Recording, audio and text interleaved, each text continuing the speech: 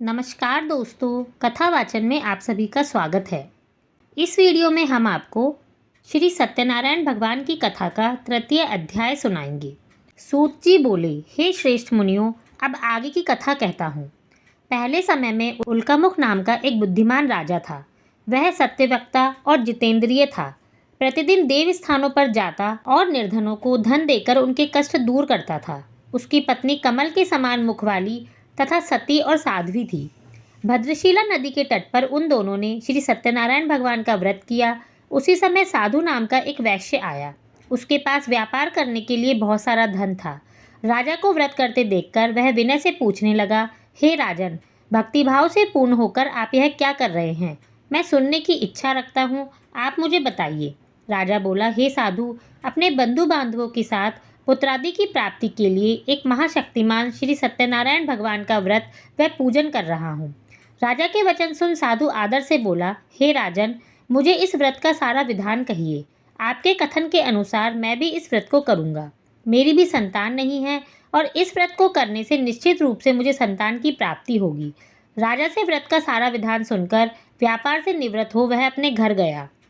साधु वैश्य ने अपनी पत्नी को संतान देने वाले इस व्रत का वर्णन कह सुनाया और कहा कि जब मेरी संतान होगी तब मैं इस व्रत को करूँगा। साधु ने इस तरह के वचन अपनी पत्नी लीलावती से कहे। एक दिन लीलावती पति के साथ आनंदित हो सांसारिक धर्म में प्रवृत्त होकर सत्यनारायण भगवान की कृपा से गर्भवती हो गई। 10वें महीने में उसने एक सुंदर कन्या को जन्म दिया। दिनों दिन वह ऐसे बढ़ने लगी जैसे शुक्ल पक्ष का चंद्रमा। माता पिता ने अपनी कन्या का नाम कलावती रखा।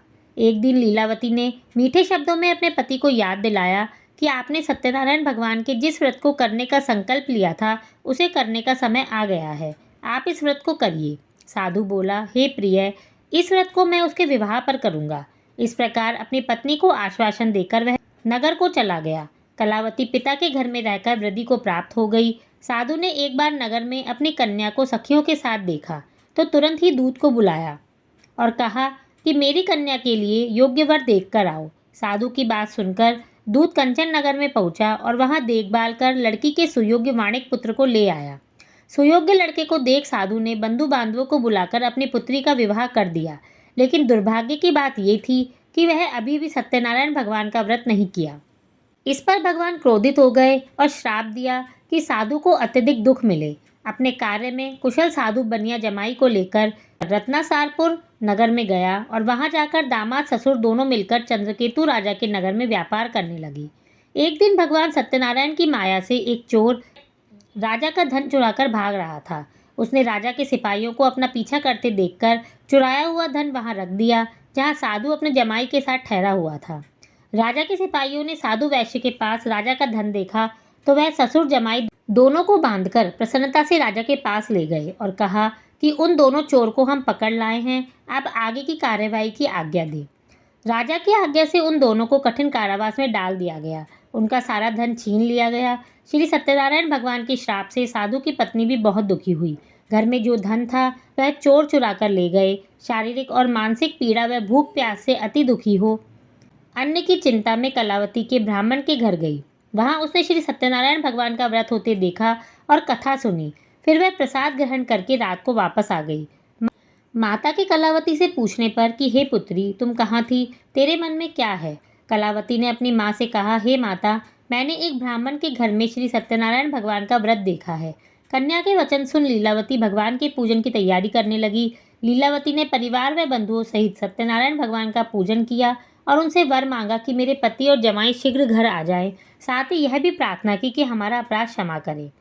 श्री सत्यनारायण भगवान इस व्रत से संतुष्ट हो गए और राजा चंद्रकेतु को सपने में दर्शन देकर कहा कि हे राजन, उन दोनों वैश्यों को छोड़ दो। तुमने उनका जो धन लिया है उन्हें वापस कर दो। अगर ऐसा नहीं किया तो मैं तुम्हारा धन, राज्य, संतान सब नष्ट कर दूंगा। राजा को यह सब कहकर वह अंतर्ध्यान हो गए।